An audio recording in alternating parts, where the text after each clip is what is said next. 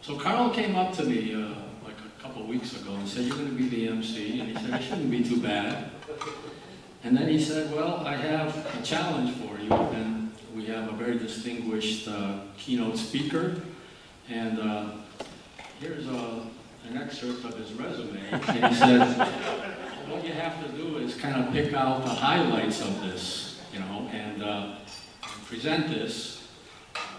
So I have to wear my glasses to even get into the fine print here. Dr. Phillip Karber is a soldier. He's a scholar and a teacher.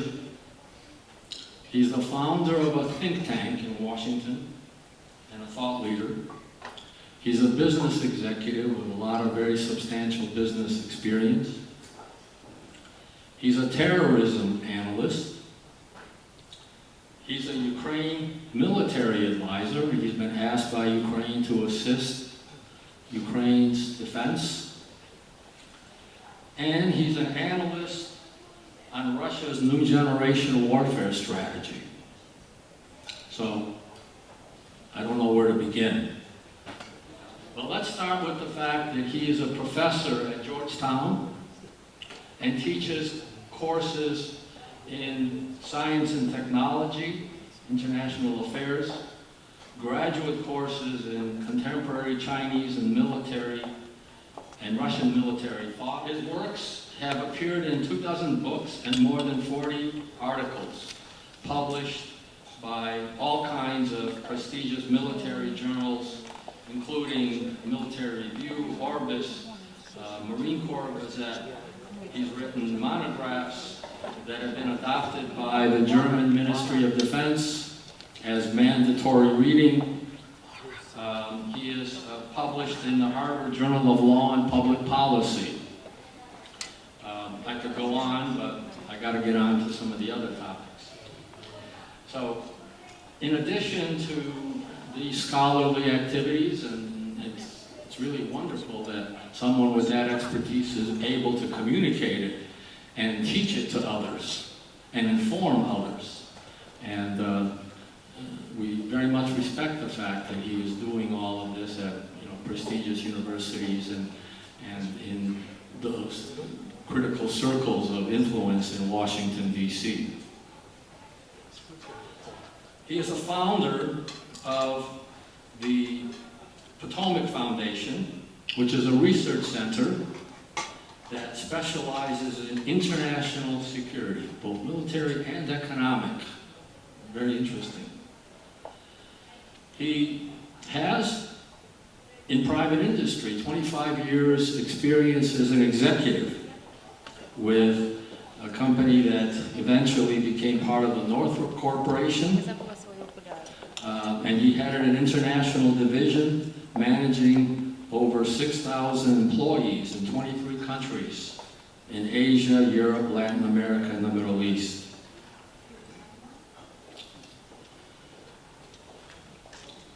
And not only is he an expert, but he's also a practitioner. I'll just mention that at the end of the Cold War, he ran a special team for the U.S. government that acquired Soviet military technology, and he recruited, trained, and delivered Free Kuwait Army, 4 battalions of Free Kuwait Army battalions in support of Desert Storm. So he implemented some of his teachings and some of his knowledge directly on the battlefield.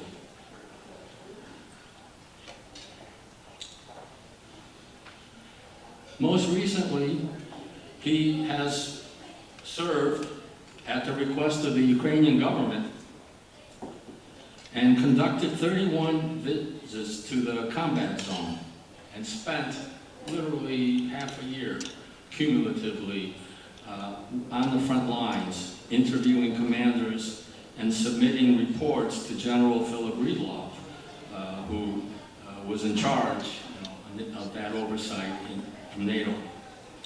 And he presented numerous reports on Ukraine to the Congressional Armed Services Committee and worked based on the request of Lieutenant General McMaster He gave over 100 lectures and briefings on that conflict, over 100 lectures and briefings on that conflict to the Chief of Staff leadership and commanders from all branches of the U.S. military. Recently, he has been one of the experts and has focused his attention on Russia's new generation warfare. Because, as you know, military strategy is constantly evolving. Now with the technology capabilities that didn't exist years ago, it's important to adapt and evolve and change. And the Russian military approach has taken advantage of some of these new generation technology techniques. So he has played a key role in analyzing this new generation warfare and advising leaders, not only in the United States, but military leaders all over NATO countries on Russian military trends. By the way, you'll hear me say some comments tonight that may appear partisan, but so for what it's worth, I'm a lifelong Republican. I was state vice president of the Young Republicans in California as a kid. I worked for Republican congressmen. I was strategy advisor to Secretary of Defense in the Reagan administration. And I was on John McCain's 2000 campaign on the Straight Talk Express. So I don't take second seat to anybody in terms of Republican credentials. But I believe strongly in a bipartisan foreign policy. I don't believe we would have won the Cold War if we had the current level of animus and partisanship in the United States. And so when we were invited to go to Ukraine, I reached out to an old friend who I'd known since he was a major on Al Haig's staff at SACEUR, General Wesley Clark, former NATO commander, and 2004 presidential candidate. I called him and said, we've been invited to go there and assess the situation. It's on our nickel. Don't know what will happen.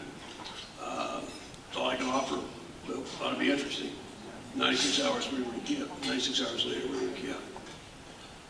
Probably the best decision I've made in the last 5 years in terms of at least approaching some bipartisan effort.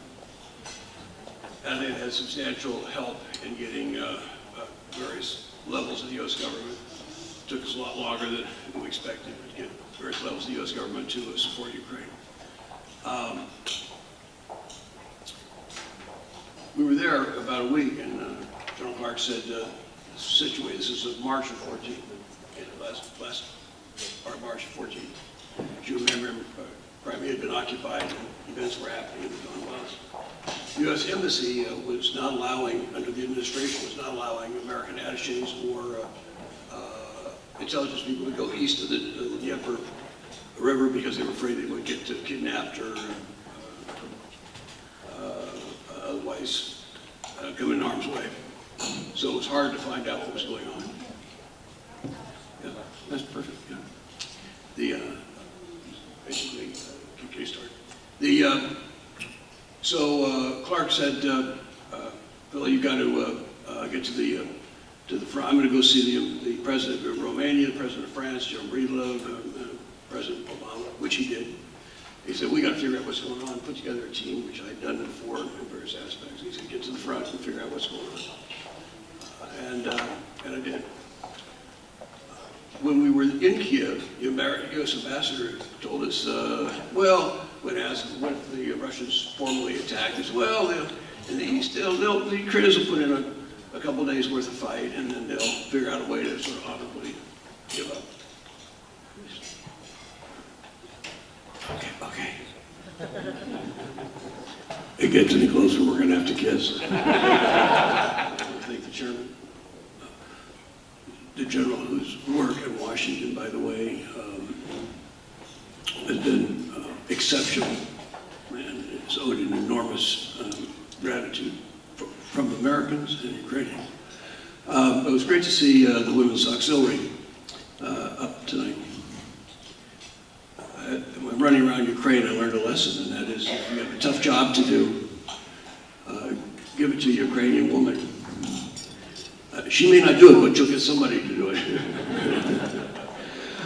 And in that, I'd like to recognize my colleague, Ms. Irene Holnick.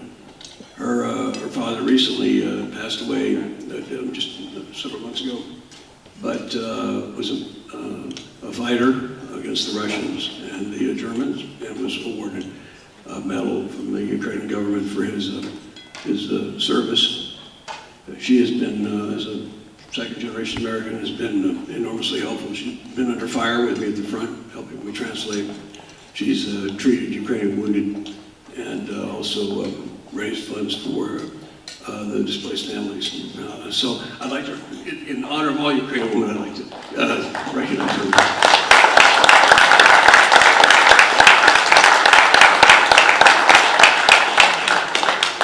Just go back one slide. I want to start at the beginning. The painting that I use is the last major battle of the Ukrainian war for independence against the Bolsheviks. A battle they lost. It was the battle where the Bolsheviks, with a combination of hybrid secessionists, separatists under a bandit named Makhno, outflanked the others and won the battle and ended Ukraine, that essentially ended Ukrainian independence. The anniversary of that battle is this week, 99 years ago. I believe, in a political, strategic sense, Ukraine is now facing a replay of that battle. And it's in that context that I want to talk tonight. As a former Marine, by the way, any jarheads here? Yeah, super fine. And a lover of the Ukrainian military. This is the context that I would like to talk to you tonight. So the first slide. I think we, you, Ukraine, are facing a crossroads. The Russian potential threat to Ukraine is not going away. It is evident that Europe, despite the talk, their strength in supporting victims of aggression is eroding, with the recent vote on the Nord Stream, with the getting back into the international soccer, on and on and on and on. And well, I'm a big supporter of NATO. It is not for nothing that increasingly, particularly with respect to Russian aggression, NATO has come to stand for no action. Make things worse here, the ultimate good news, bad news joke, right?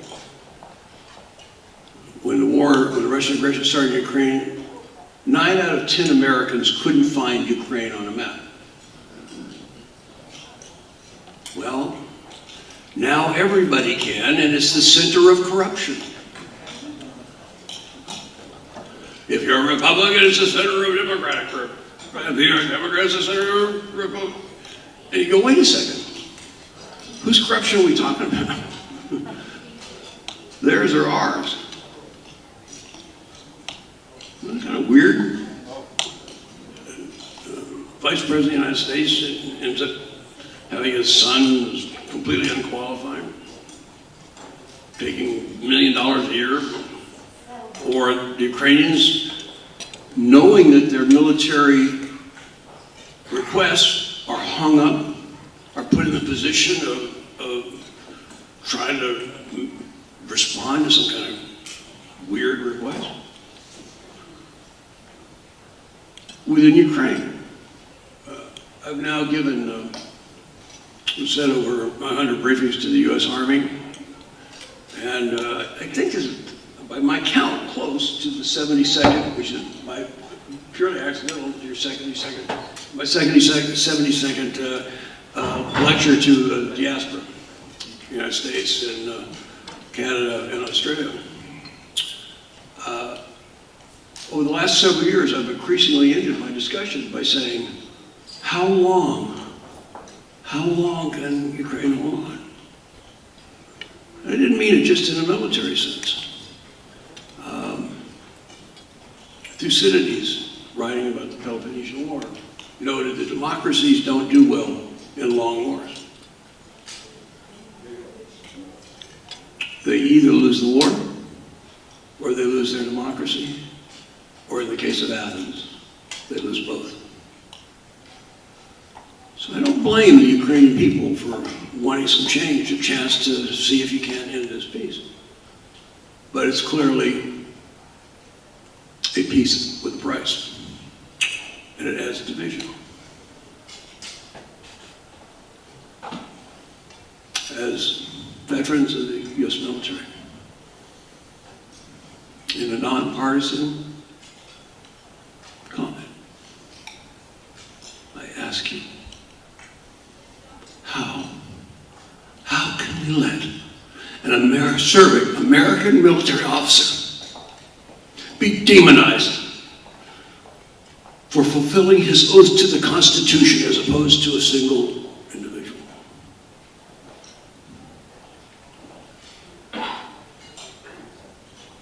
Who will stand with him? Who will rise and say, he was born in Ukraine, he's nationally lived in the United States since he was 3, and you're going to demonize him for being a Soviet spy?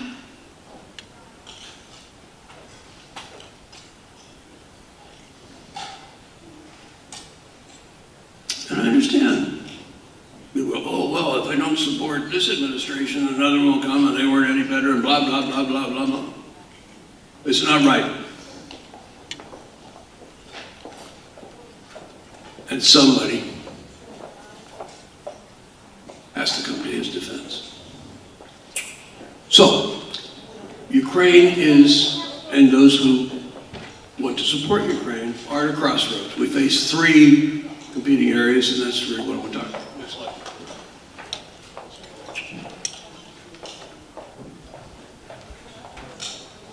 Three points tonight.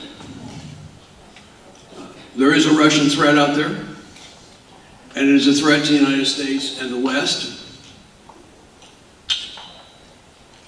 Ukraine military has done their reform. What they need now is some modernization and military technical assistance to take them to the next level. And lastly, we need Ukraine as much as Ukraine needs the United States. And it's time we realize it. So those are my 3 points. Probably break it and hit the bar, but I'll try to give you some of my short arguments for it. Next slide.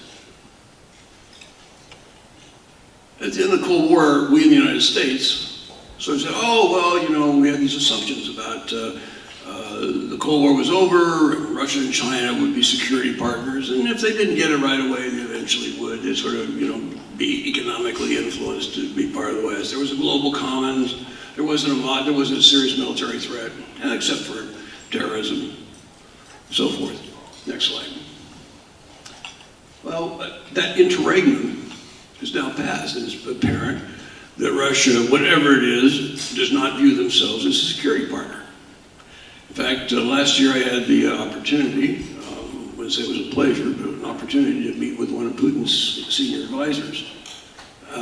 And the longer he talked, the more he talked, the more open he was in a way. And he gave me the date in July of 2008, when after a NATO summit, which it had been announced that Georgia and Ukraine would be candidates for NATO membership, Putin declared to his national security team a quote, that he said, that is a declaration of war on us, and we are declaring war on the West. And the next month he invaded Georgia and also started some activity in the Kerch Strait against Ukraine. No, they're not a security partner. Yes, he'd be nice. Can't we all just get along? Wouldn't it be nice if we could get along with Russia? Yes, it would be nice. But you can't when the other side has decided that you're the enemy and they want to change the international stable order. Next slide. So what's been going on since the invasion of Crimea and Ukraine? Well, there's been a Russian buildup. Those of you who were in the U.S. military in the Cold War, you'll remember it served in Germany, sure. You'll remember there were 5 Russian armies against sitting in the DDR. 1st Guards Tank Army, 2nd Guards Tank Army, 3rd Shock, 8th Guards Army, and 20th Army, 5 armies. The 8th Guards and the 1st Guards Tank Army were opposite us, our 5th and 7th Corps. In the Cold War, Russians couldn't afford them anymore, and those armies were taken back to Russia and disbanded. So the only one they kept was the 20th Army, which was around Moscow. It was at half strength. They were in the process of disbanding the 2nd Army, which is on the west slope of the Ural. And Ukraine happened. What's happened since? They moved the 20th, brought the 20th Army up to full strength and brought it down to Brennich, opposite the Ukrainian border. They reactivated the 1st Guards Tank Army and brought it up to the Belarusian border. They reactivated the 8th Guards Army and put it opposite Rostov. And in the process of converting the 2nd Army to a tank, back to a tank army. The only one that hasn't come back is the 3rd Shock Army, but, hold your breath, Russian publications are talking, they've announced they've brought back the term shock as a nomenclature for units of high offensive potential, so that may be coming. They brought back 4 corps, one in Kaliningrad opposite NATO, 2nd in the occupied area of Crimea, and the 1st and 2nd Donetsk corps in the Donbass. 1st Corps has 5 brigades. It's commanded by all Russian officers. 2nd Corps is in Luhansk. 4 brigades, light artillery, commanded by Russian officers. And they brought in a host of divisions and brigades. This buildup is not just against Ukraine. Next slide. In the summer of 2017, the Russians ran a big exercise called Zapad. Zapad, called in Russian West, had been their exercise during the Cold War for the invasion of NATO. And at the end of the Cold War, they stopped using it. In 1999, coincidentally with Putin becoming premier, they brought back the Zapad exercises. They ran it again in 2009, they ran it again in 2013, and then recently in 2017. It is essentially an invasion of NATO and the West. In 2017, the offensive was as far as the Kola Peninsula all the way down to the Caucasus. It involved major attacks against the Baltic and then a sweep through up to the Vistula. And oh, by the way, it's the first time that the Donetsk and Luhansk 1st and 2nd Corps participated in a major exercise against NATO. It didn't end with conventional fighting. It ended with Putin being on TV and proudly pushing the button for nuclear strikes. For whom the bell tolls. Next slide. So, why do we care? Well, we had a long-standing commitment to particularly the Baltics and Poland. And we made that very evident.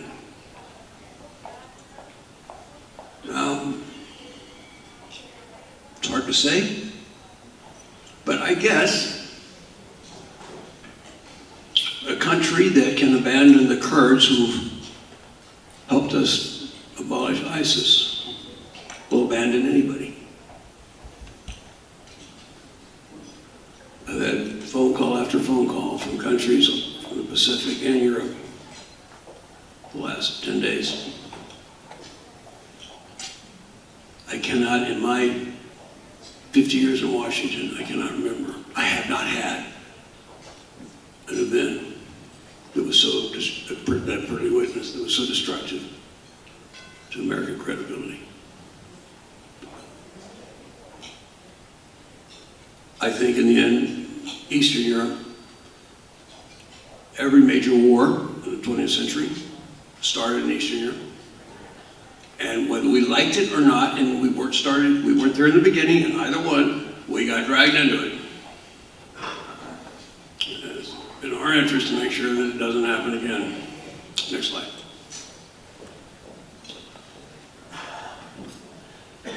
This is a plot of the daily violence. Each one of those plots is either an artillery battery exchange or a company level firefight. Over the last 68 months. The gray areas are the ceasefires. So after the summer Russian offensive, they then launched there was the Minsk I ceasefire. It was violated up to and then suddenly abandoned by the Russian winter offensive, the horrific winter offensive of January through March of 15. I haven't been involved since. It's a lot of violence. It puts a mockery on the concept of ceasefire. It puts a mockery on the idea of the OSCE being the monitor of the ceasefire. In a secret protocol that they didn't want published, the OSCE agreed to warn Russians of when they were going to be inspecting things and not inspect other areas of the Donbass, a huge area of the Donbass. Why was it secret? We're hiding from the Russians.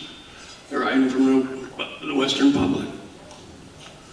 So some very brave and honest people in the OSCE. 300 or 400 of them. By the way, every UAV, particularly those that were loaned to them by by the Germans, has been shot down by Russian electronic warfare. Of those 300 or 400, you cannot monitor a ceasefire. It would take 3,000 or 4,000. It's a sham. It was a sham at Minsk, with Putin sitting there with the French and the Germans acting as if this was a legitimate bargain, while the Battle of the Bulge was raging. The Normandy 4 is an absolute farce. By my recollection, or by count, Ukraine has shot more ammunition, because they'd inherited large stocks after the Cold War, more ammunition than currently exists in all NATO stockpiles on the continent.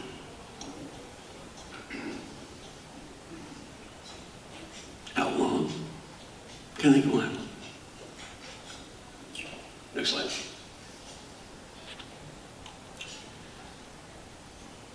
I spent a lot of time, particularly in the summer of 2014, with the volunteer units, and got a medal from them, and medal from the Russians. And I have an enormous respect for these, mostly young people who were at Maidan, believed in Ukrainian independence, sovereignty, who volunteered when the army was in struggling. But volunteers with no serious combat experience, limited leadership, nothing but small arms, no secure radio, no liaisons with artillery support, and even if they did, they wouldn't know how to call it in, are not a match for Russian combined arms invasion force. And you got Ilyabaisk as a result. What was happening with the Ukrainian army? Well, for 20 years, it had been the subject of neglect. Got little respect in society. The United States and the West paid them to get rid of munitions. After all, President Obama was there to watch them get rid of artillery pieces. as a senator.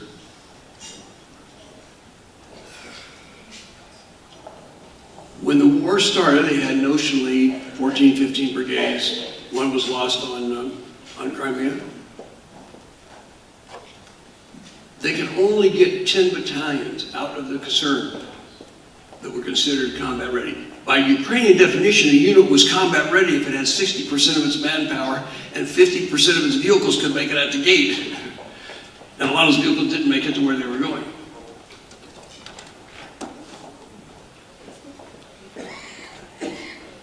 As a result of that,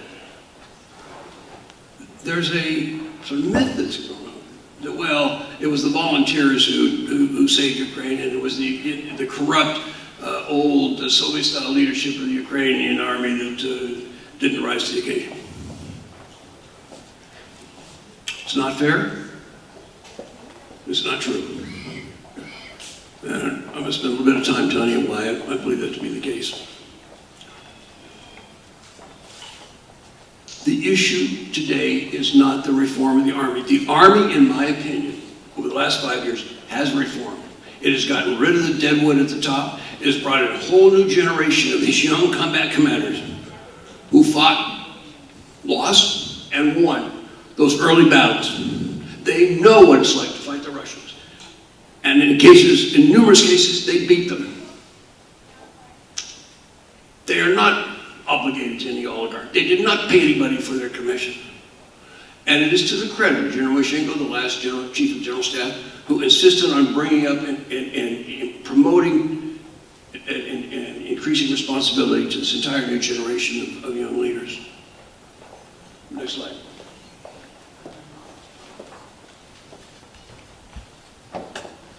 So here's just a few of them. I'm going to talk later about Zabrowski. He's the one with General Skodel. Skodel now runs the Ukrainian Marine Corps with General Breedlove, who I brought to Ukraine. On my right, General Boki, who was Boki was the chief of staff, chief of operations. Joe Mikas, commander of the 93rd Brigade, defended the Donetsk area and slaughtered Russian. Colonel Pakulin, 3rd Special Forces Brigade. It was his units who took Donetsk and then later Sarmagula and numerous Special Forces battles. General Gurshin, he's an example of a wounded Ukrainian brought to the United States. He was defending Sarmagula. By the way, Sarmagula changed hands. It was high point in the, which also had been a huge battleground in the Great Patriotic War between the Germans and the Russians. And from that point in the Donbass, you could see a great distance. So it was a very important, and there was a great Russian war memorial, or Soviet war memorial on top of it. The battles for that Sarmagula changed hands, by my count, 8 times. And virtually every time, everybody who, on either side, didn't survive. Extremely bloody tough battles. He's the last commander at Sarmagula. He gets hit with artillery and blows the back of his cranium off. He's laying in a pile of dead. A couple of days later, the Red Cross workers come along and they're picking up bodies, and when they started to move his head, he moaned. So they taped the rest of his cranium together as best they could and brought him to the United States. And spent a year here, and he's now back head of the Ukrainian military academy. Krivonos, 8 Special Forces, got in and held Kramatorsk Air Base surrounded. 80 days. They ran out of water, they ran out of ammunition, but they wouldn't give up. Russians and separatists couldn't take it. Provichuk commanded the defenses at Luhansk. Airborne guys, light infantry. The Russians hit them with everything they had. Massive artillery strikes. It was the first place the Russians used their new T-90 tanks. They came running into the airport. The airborne guys stripped out the infantry, but the tanks were running around. Well, they took out so much of the Russian infantry, the Russian tank commanders concluded they were in trouble. They had to pull their tanks out. And you actually had a scene where Ukrainian paratroopers are chasing T-90 tanks firing their little rockets at them. Of course, the Ukrainians didn't have any anti-tank weapons that would penetrate Russian tanks. The Russians, as I point out, all those units brought in over 2,500 pieces of armor into the Donbass, including 800 tanks. And we sent 36, count them, 36 Javelin missile launchers at full price. This is the new Ukrainian army. Next slide. I'm going to give an example of Ukraine's winningest general. In part, if you don't know him, you ought to. In fact, the next time you have a convention, you might want to bring him over. He's not only a charismatic combat leader, but has the ability to reflect on things at the tactical, operational, and then as recently as several weeks ago, strategic level. And I just think you ought to, it's the best way I can explain to you what's happening in the Ukrainian army. Next slide. And by the way, he ran, if it slides up, he ran for parliament this summer and is now, took a leave absence in the army, is now a member of the Ukrainian parliament. I first met him when he was down covering the Crimean Causeway. And next slide. This is last week of March 14th. I'm standing there looking at the artillery with his artillery glasses, looking at his position. I can see, 3 or 4 times the amount of force on the other side, tanks, artillery. So I go, would you have any anti-tank mines? He said, no, the NATO paid us to get rid of them. I said, well, do you have any heavy artillery? He said, no, we're light guys. We're tanks? He said, no, we're airborne guys. We're air assault guys. He said, but I got some really cool mortars over here. I turn to him, I go, how long can you hold this position? And he has this sort of stern face, and then suddenly breaks into this like little boyish smile. And he smiles and goes, to the last man. To the last man. The New York Times ran an article a couple weeks later with some of my photographs. First article, by the way, on the Russian threat to Ukraine and the failure of U.S. promised aid. And in it was a photograph of me talking to a young female soldier. And I'm talking to her, and I noticed she was wearing body armor. Well, at that time, body armor was extremely rare in Ukraine. And Russian snipers were taking aim at Russian commanders, so usually commanders were given what little body armor there was. And I said, oh, so you have body armor? Yeah, she says, yeah, smiling. My commander gave me this. Next slide. So, the first big offensive battle of the Ukrainian counterattack, the Ukrainians had option A. Option A was let the West negotiate for you. So when the Russians invaded Crimea, by the way, our intelligence people saw the Russians getting ready to invade Crimea and concluded decisively that of course they wouldn't do it because that would raise the ire of the West and ruin their relations with the West. Well, they were wrong about the prediction. Option A was basically based on input from us and the Germans, was we'll deal with the Russians, don't do anything, don't cause any problems, don't. And things kept getting worse and worse and worse. So finally the Ukrainians decided on option B, which was to take back some of the territory. They took back over half of it, by the way. Well, the beginning of that offensive was started at the Battle of Sloviansk, which had been the center of the separatist positions. Zabrowski's team did an air assault and by the way, the Russians and the separatists were expecting them to do a direct attack, and so they were dug into the city. And the idea would be to both cause massive casualties to the Ukrainian army, but also lots of civilian collateral damage. By the way, Krivonos's special forces guys were held down there, surrounded at Kramatorsk Airport. Next slide. What Zabrowski's did is instead of doing a direct assault, he and Solon slowly further to the east, swung around behind and came in behind, which compromised their position, and they then fled. sort of a funny anecdote.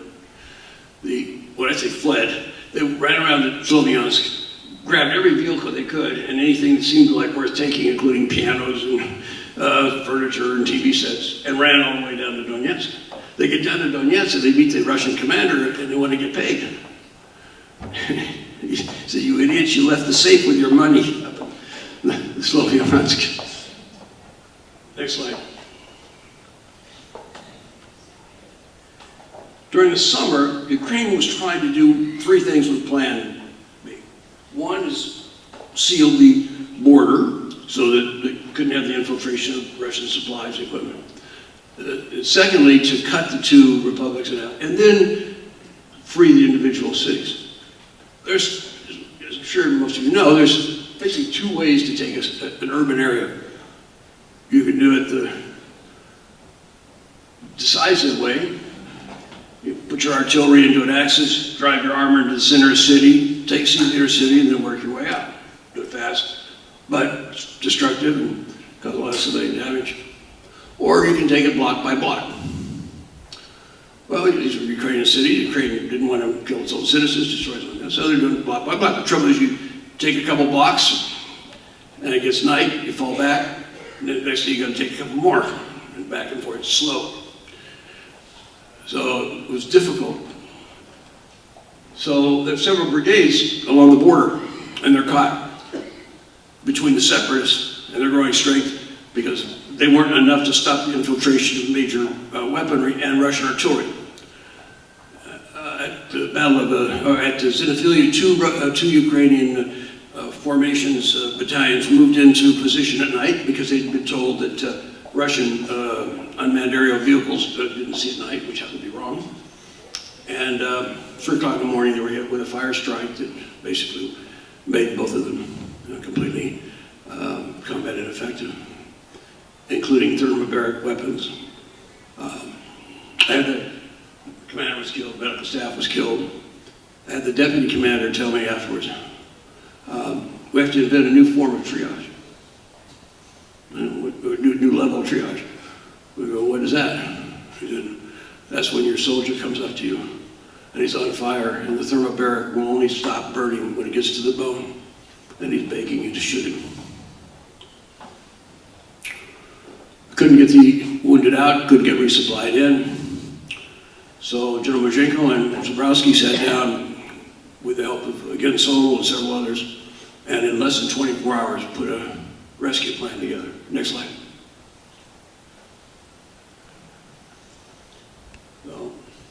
Solo cuts in and breaks a hole into the front, and then Zabrowski hits it like a hot knife through butter, drives all the way across, separating the two, does a opposed river crossing, and which was, he gets in, some of this bridging is shot up, so he doesn't have enough bridge lengths to get across the river. And Russian artillery is trying to zero in on him. These guys go across the river and start cutting down trees and throwing dirt in, and water is washed away.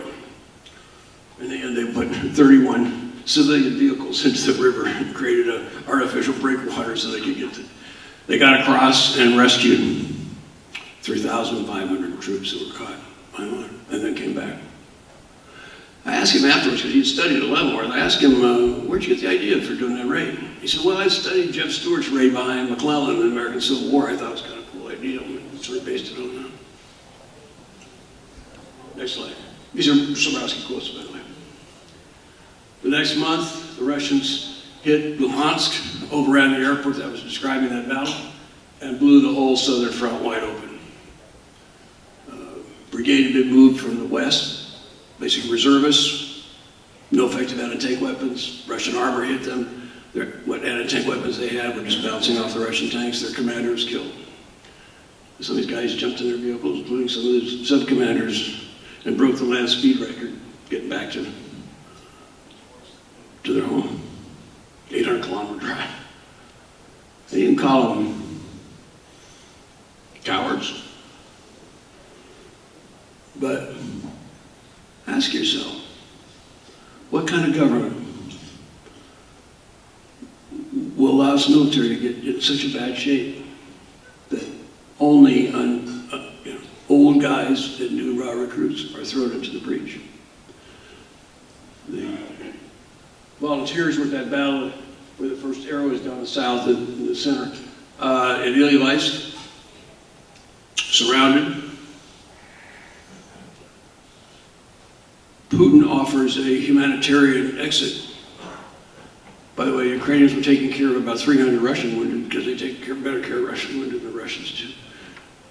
So they were on their way out on this humanitarian column. The Russians blocked it and then walked their artillery and thermobaric warheads down the length of the column. Zabrowski was ordered to the south to try and rescue them, but he was on his way within 24 hours. But by the time he got there, Ilyevsk had fallen. It's interesting, in August of this year, Ukraine and others were paying homage to the Battle of Ilyevsk, but nobody mentioned the counteroffensive that did what I'm going to tell you happened. Next, okay, this slide. So Zabrowski comes down, gets an additional battalion. He got one brigade, but now he has some armor, now he has some APC, additional artillery. So he cuts down. I was in Mariupol, which was virtually surrounded down the south. He comes down, cuts across the Russian offensive lines, overruns some of their supplies to their command post. Gets to Mariupol, rearms and refuels, goes back north, and turns east, directly into the Russian tank. Makes an assault river crossing, seizes the town, puts his artillery in the center of the town, and then takes half his force going one direction over here, and another half going this way. Well, afterwards, I'm talking to him. Well, first, I get some questions for you. Why did you put in a defense? Why did you want the attack? And he used the exact same words that an Israeli general told General Starry and I on the Golan Heights after the 1973 war, when the Israeli general took his brigade and outflanked two Syrian armored divisions and came in behind them. I didn't have enough force to defend. I had to attack. I had to throw them off their game plan. So I go, well, my son-in-law, you get to there and the last guy I remember who divided his force was Custer, knowing that he knows American military. And it didn't work out so well for him. And he smiled and said, well, I knew that if I stayed in one place, it was just a matter of time until he'd surround me and take me on. So I had to keep moving. I put my artillery so it could swing either in support of either way. He would then come behind Russian units. In at least several cases, the Russian crews got out of their vehicles, just like the Syrians had, and ran, leaving the tank engines still running. Zabrowski brought back as more equipment than he lost. I interviewed some of his sub-commanders afterwards, and at least one of them said in the last meeting, as he remembered it, he goes, we're going to do this, we're going to do this, meet you back here in a couple days, or at the gates of Valhalla. It was a high risk, super high risk operation. Most of the guys didn't expect to come back. Next slide. Later in 2015, the Russians tried a classic breakthrough, and this was Mikas and a number of others, plus Zabrowski saw it. This time they saw it coming. And next slide. They quietly moved in their artillery and additional, and didn't use that artillery until the attack started, and then just tore the hell out of it. The Russians have not made an echelon breakthrough attempt since. Next slide. It's a great quote. If you go back, in general, we need to know about the opponent, that he is not dumber than we are, that he's superiorly equipped, but that his blood is also red, and he dies. Next slide.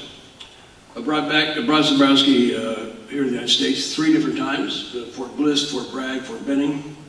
At Fort Benning, he had 1,200 senior U.S. officers who were there because they were called, what was called a Warfighters Congress. It's special credentials to get there. 4 or 5 4-star American generals. And they were spellbound by his presentation of modern tactics and understanding what the Russians were up to and how to defeat them. General McMaster, later National Security Advisor to President Trump, thought it was so important that he then commissioned the U.S. Army's New Generation Warfare Study, and that study is now leading literally the reformation of the U.S. Army. Why was it important? Because the U.S. Army, like NATO, during the interregnum period, had concluded we weren't facing a major challenger. So, 3 principles for NATO reform: reduce force structure, get rid of heavy equipment, and just depend on light forces. Well, light infantry can do great things, but standing up against heavy mechanized forces, the problem in modern war is that whoever's exposed tends to take, in Ukraine this evidence is very strong, tends to take 6 times more casualties than the person who's protected. So an attacker should be, but if you're a defender and you get outflanked and you have to now move out or fall back, it flips, and now you take 6 times more casualties. Well, in a front that's fairly loose, it's very easy to get outflanked. To give you an idea, the density of force in the eastern Ukraine is 1/3 that we used to have on the Central Front in NATO. The density of NATO forces in the Baltic and the Polish border today is 1/3 of what it is in Ukraine. So it's 1/9 the density. Well, the lower the density of force, the more opportunity there is to maneuver. And whoever seizes the initiative and can use this high intensity new types of fires does have a major advantage. Next slide. I took General Breedlove to visit with Zabrowski's forces. It was his comment. Next slide. It's hard to see, but just look at the yellow.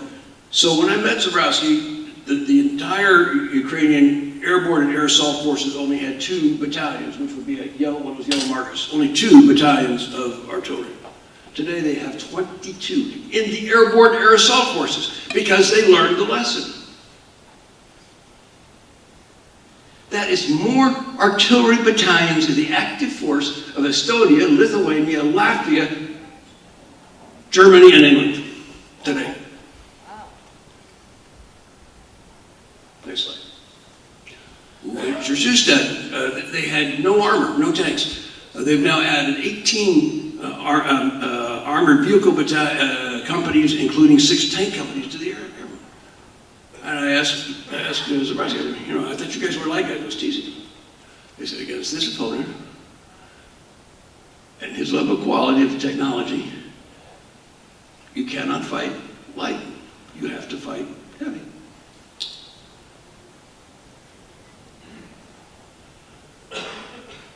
Ukraine's destiny should be the West. If we had modern weapons, Russia wouldn't be about Ukraine or anybody else.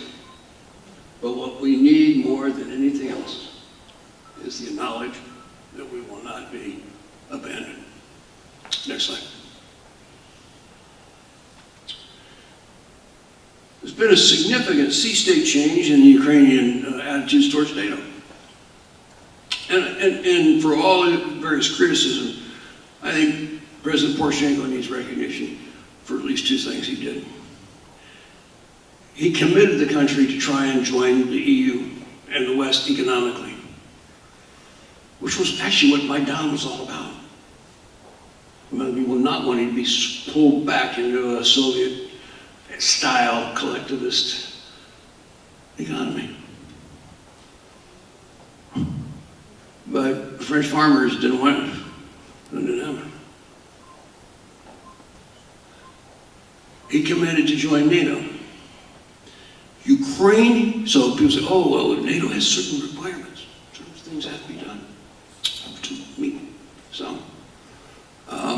Ukraine has done more in meeting NATO requirements than all of the 10 previous members brought into NATO, the last 10 members brought into NATO. Cumulatively. Next slide. So I said, Russia is not just threatening, slide it up just a little bit, yeah. It's not, those arrows are the axes of advance for the Zapad exercise, by the way, of 17. And they replayed part of it in the spring of 18. And they're redoing, just a couple weeks ago, they did the strategic one with, again, Putin having fun pushing the button. This is not just a threat aimed at Ukraine. So, those are the last 10 members that joined NATO. Next slide. It's kind of interesting. Without getting into too much, just slide it just a little bit more so you can see the bottom. Keep it just a little bit more. Another inch. Yeah. Okay. Two last line. Ukraine has more forces available than all the other last 10 members that were joined NATO. And oh, by the way, they have 100,000 combat trained troops.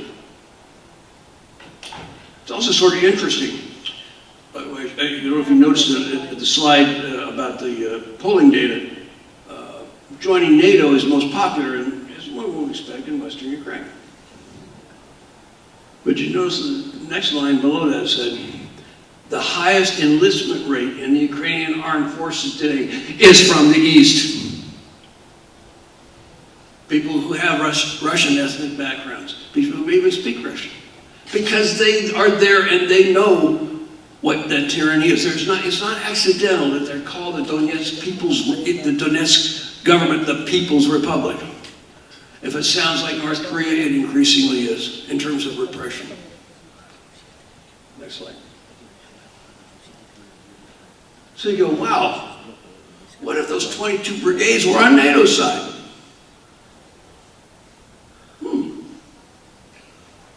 Would the Russians really want to risk taking their forces and either leaving the bear against Ukraine or charging into the Baltic?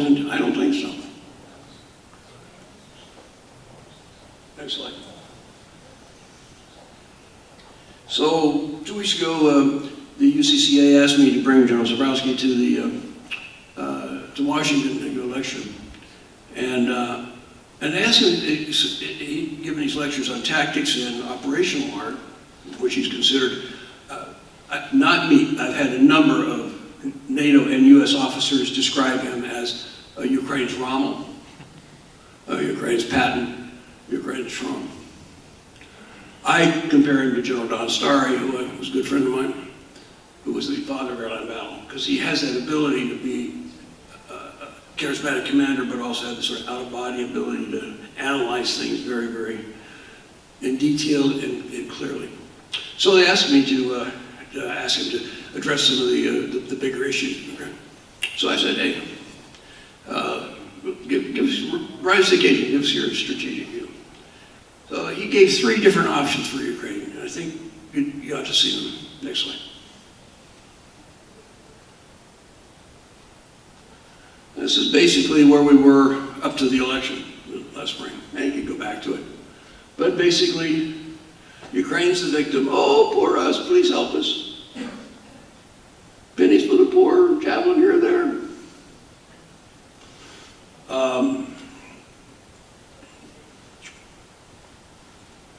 But no end in sight. Next slide.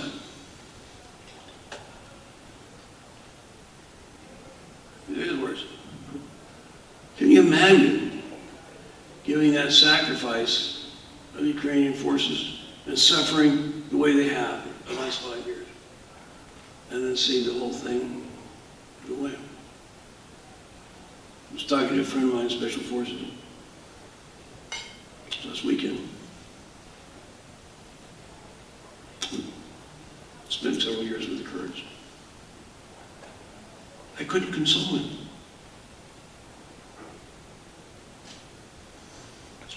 So the argument is not just you're creating a military disengagement. As I said before, the OSCE has been very asymmetric in the rule rules they apply to the Russian side and to what they apply to Ukraine. The area of Ukraine that is forbidden to the OSCE is a few square kilometers, several thousand square kilometers on the Donetsk side. The war has stabilized because both sides have dug in. Well, if you pull out of those prepared positions and go back, and somebody decides to change their mind, whoever takes off and hits that front running, if they beat the other guy to those prepared defenses, all of a sudden you're not in a prepared defense zone, you're essentially in a series of media engagements with that high degree of fluidity available. It's highly unstable. It's dangerously unstable, particularly if you don't have the peacekeeping force to absolutely observe it and get in the way. Okay? But there's several other issues, and he points them out. With the full-scale integration of the DNR and LNR, they become day-to-day participants in Ukrainian politics. They end up being in your parliament.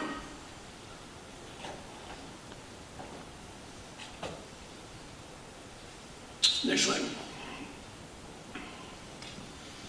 So he came out and proposed something I really struck my attention. We call it the strategic transactional partnership. He's thinking in terms of an American leader who likes to use the word transactional. Well, his argument is Ukraine needs a holistic strategy that encompasses all the elements, fair enough. We need a reliable power playing partner. There's only one, and that's the United States. Nobody else is there or counts. We need to modernize our defense technology. So we need to have a partnership. Well, he then smartly says, but in a transactional relationship, there's got to be two to tango. This isn't quid pro quo, but both sides have got to win something out of this strategic position, militarily. What do we have to offer? Next slide.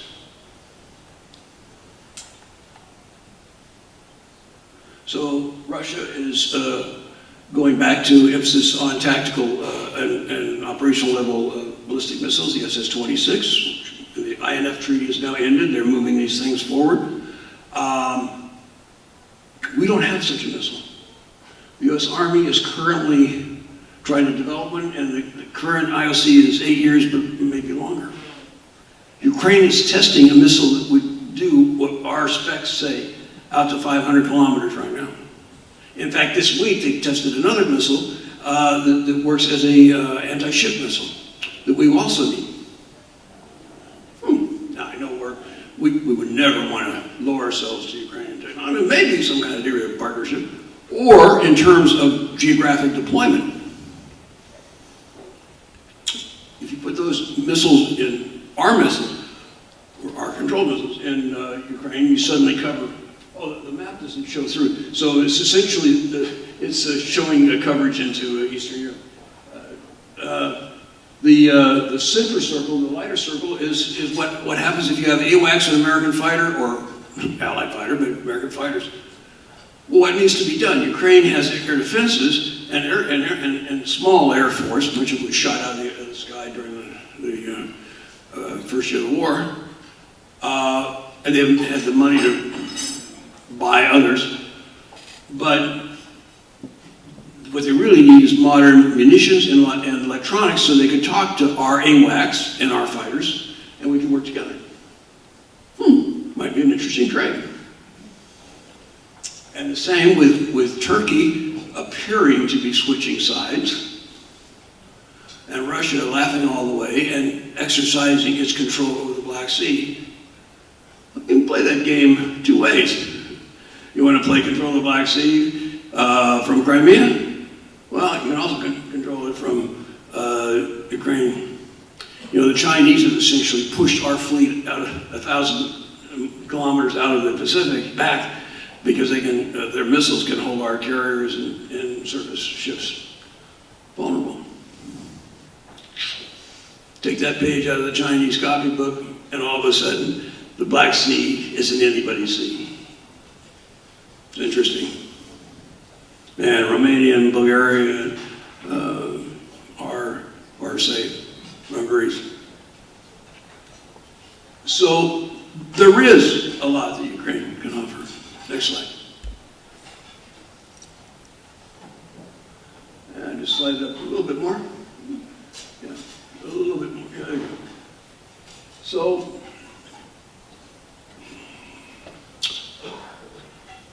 for the U.S., what does it require? In the current era of craziness, my guess is it'll take, having been in Washington during the Watergate and during the Clinton impeachment, it's going to take 3 or 4 months, and so, and anything anybody says right now is going to be lost. But eventually, that's going to calm down. It'll come out, whatever it is. Probably dunce cap corruption hats on everybody involved. And it's going to be time to then start a campaign to rebuild the image of Ukraine in American society, and let the American people and Congress and administration understand, as the pressure from Russia and China increase and we realize we are not going to buy our way out of that strategic competition this time. We are going to need to play smart, not rich, and we're going to need to have partnership with people who can help us. The Ukraine offers a major advantage in this strategic game. It's not going to be a quick sell, but I think it's sellable. Russia has to be taught that hybrid war is not an advantage to play, and the best way to do that is defeat them. Ukraine needs reform, but it's time we get the reformers off the armed forces back and put it on the defense industry. You can put it on the ministries if you want, but the general staff and the troops in uniform are not corrupt. They have reformed that group, and efforts to radically change what they have produced is only going to cut them off at the knees and undermine everything that's been done, all in the name of reform. No, it's restructuring and rearmament. That's what they need. Yes, Ukraine defense industry is a mess that needs to be reorganized, but hopefully that'll happen.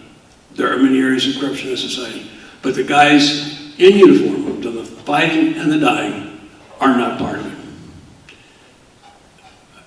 I had a dinner with the U.S. ambassador, the one who was let go last summer, and a breakfast meal.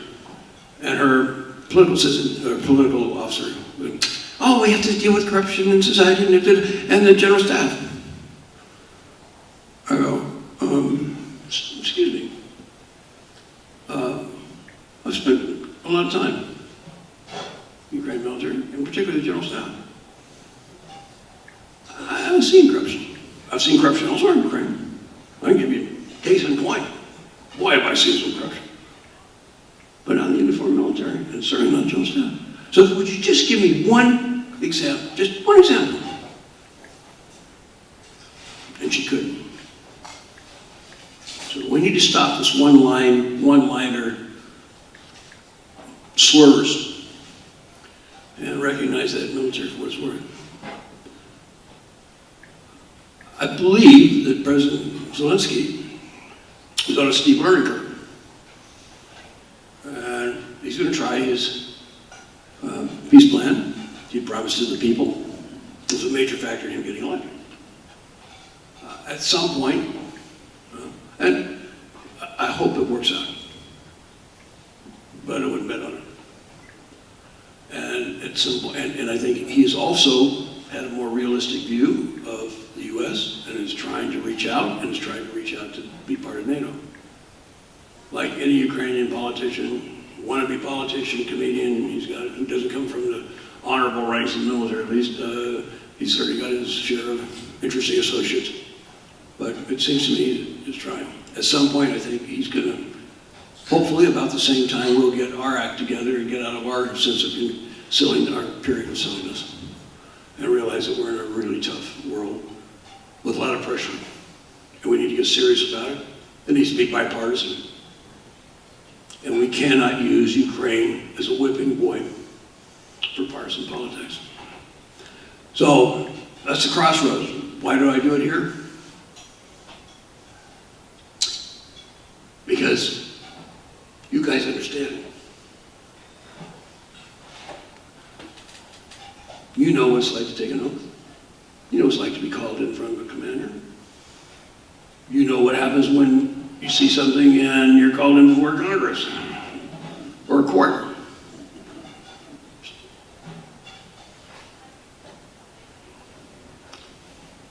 Ukraine is not going to make it to this crossroads without your help. In fact, I would ask you for your leadership, because you get it. And that's all I have to say about that. Thank you very much.